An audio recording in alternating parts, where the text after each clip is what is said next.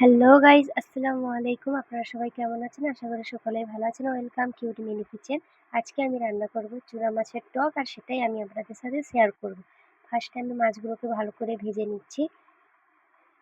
মাছগুলো আমার ভালো করে ভাজা হয়ে গেছে। এবার মাছগুলোকে আমি ভালো করে তুলে নিচ্ছি। তো আমি কড়ার মধ্যে তেল দিয়ে এর মধ্যে পেঁয়াজ কুচি দিয়ে দিলাম।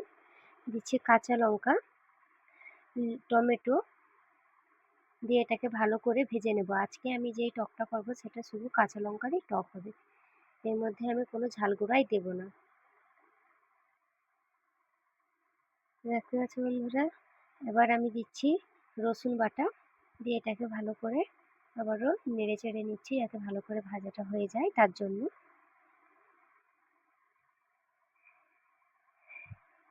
এর মধ্যে একটু জল দিয়ে দিচ্ছি।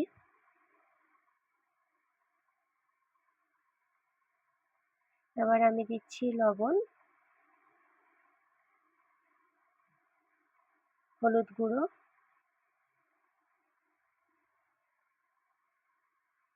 সরষে বাটা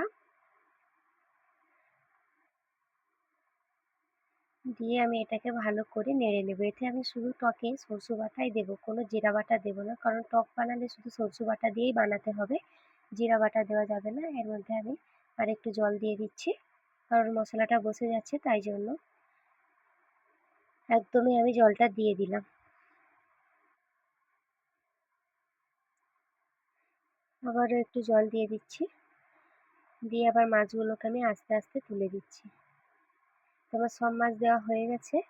এবার এটাকে আমি আগের যে লেবুটা রেখেছিলাম, আমি টক যেহেতু লেবুর করব, তো লেবুটাকে ভালো করে ছেঁকে ছেঁকে দিয়ে দিচ্ছি, কারণ ওর যদি বিচ্চা দিই তাহলে টকটা পুরো তিতো হয়ে যাবে, তাই আমি ছেঁকে ছেঁকে দিচ্ছি। দেখতে পাচ্ছ বন্ধুরা, আমার টক হয়ে গেছে। এটা আমার 9 নম্বর ভিডিও। তোমরা আমাকে লাইক, কমেন্ট, শেয়ার এবং সাপোর্ট করবে, যাতে আমি আরও